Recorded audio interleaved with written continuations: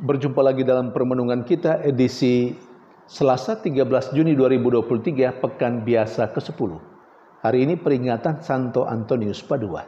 Bacaan-bacaan liturgi hari ini, bacaan yang pertama dari surat kedua Rasul Paulus kepada jemaat di Korintus, bab 1 ayat 18 sampai 22, dan bacaan Injil dari Injil Matius, bab 5 ayat 13 sampai 16. Dari kehidupan Santo Antonius Padua, kita bisa belajar beberapa hal penting tentang kehidupan orang kudus ini. Yang pertama, Antonius lahir di Lisbon, Portugal, tahun 1195. Nama aslinya Ferdinand. Sejak masa kecilnya, dia sangat tertarik dengan kehidupan doa, dengan studi dan pekerjaan-pekerjaan yang berkenan dengan keselamatan jiwa-jiwa. Dia masuk ordo Agustinus dan ditabiskan. Lalu kemudian dalam perjalanannya dia beralih masuk ordo Fransiskan karena tertarik dengan beberapa kehidupan para martir dari ordo Fransiskan. Dan dalam ordo Fransiskan dia mengambil nama baru Antonius. Pada sebuah kesempatan kapitel di mana dihadiri oleh Fransiskus, kapitel yang diadakan di Assisi, Antonius diminta untuk berkhotbah, dan khotbahnya sangat menarik dan mendalam. Sehingga akhirnya Antonius dikenal dengan khotbah-khotbahnya itu. Dia diutus ke Prancis, ke Italia, ke Sisilia untuk berkhotbah di sana, dan banyak orang bertobat dan menjadi percaya kepada Kristus. Antonius akhirnya meninggal di Padua tahun 1231 pada umur 36 tahun. Umur yang masih sangat muda. Saudari dan saudara yang terkasih, dewasa ini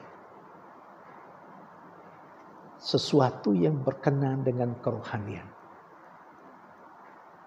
itu bukan sebuah daya tarik. Banyak kali orang mengabaikan kerohanian. Orang lebih sibuk dengan hal-hal yang duniawi dan melupakan hal-hal yang rohani. Bahkan secara sederhana, boleh saya katakan, kehidupan doa diabaikan begitu saja karena orang terlalu sibuk dengan kepentingan-kepentingan jasmani, dengan kepentingan-kepentingan yang berhubungan dengan perut, dengan mulut, dan kehidupan saat ini. Kegiatan-kegiatan rohani jarang orang hadir karena orang sudah kelelahan dan kepenatan, sibuk sepanjang hari dengan hal-hal di luar yang rohani itu. Maka peringatan Santo Antonius Padua mengajak kita untuk memberi perhatian kepada hal yang satu ini, kehidupan rohani dan jiwa kita. Sementara kedua bacaan liturgi hari ini mengajak kita untuk menjadi manusia yang selalu berkata ya dalam kehidupan ini. Kita diajak untuk menjadi manusia yang tidak abu-abu, tidak setengah ya, tidak setengah tidak, tetapi ya saja. Dan itu menurut contoh Yesus Kristus. Santo Paulus dalam bacaan pertama hari ini mengingatkan jemaatnya di Korintus bahwa di dalam Kristus hanya ada ya. Kita tahu Yesus adalah seorang yang diutus Bapa, dan sebagai utusan Bapa dia melaksanakan semua yang dikehendaki Bapanya. Bahkan Yesus menjadi jawaban atas semua yang diceritakan, semua yang diramalkan tentang Dia. Maka Yesus menjadi ya dari semua janji-janji Allah. Saudari dan saudara yang terkasih, menjadi pengikut Yesus berarti mengikuti cara hidup Yesus. Kalau dalam diri Yesus hanya ada ya, tidak ada tidak dan ya sekaligus. Dalam Yesus nampak jelas posisinya, statusnya, tidak abu-abu. Hanya ada ya. Maka setiap orang yang mengikuti Yesus juga mesti memiliki sikap hidup seperti itu. Hanya ya saja terhadap apa yang dikatakan dan dikehendaki oleh Tuhan. Saudari dan saudara yang terkasih, kalau kita boleh melihat diri kita secara jujur, kita harus akui kita masih jauh dari contoh hidup Yesus. Kita mengatakan kita mengikuti Yesus, kita mengimani Yesus, dan seharusnya kita menjadi seperti Yesus. Kita adalah Yesus-Yesus yang lain yang hadir zaman ini untuk dunia dan sesama kita. Tetapi kalau Yesus dan dalam Yesus hanya ada ya, tetapi kita yang mengikuti Dia abu-abu. Terkadang ya, terkadang tidak. Terkadang tidak, terkadang ya. Masih setengah ya, setengah tidak. Setengah tidak, setengah ya. Abu-abu. Tidak. Tuhan menghendaki supaya kita menjadi manusia yang pasti. Kalau tidak, ya tidak. Tapi sebagai pengikut Yesus, mencontoh hidup Yesus, hanya ada ya dalam diri kita seperti Yesus sendiri. Bagaimana? Apa yang sudah kita hidupi dan kita hayati sebagai orang percaya dalam keseharian kita. Semoga kita terbantu dengan bacaan pertama hari ini. Kembali diingatkan untuk selalu mengatakan ya kepada apa yang dikehendaki Allah dalam kehidupan kita sehari-hari. Dalam bacaan Injil,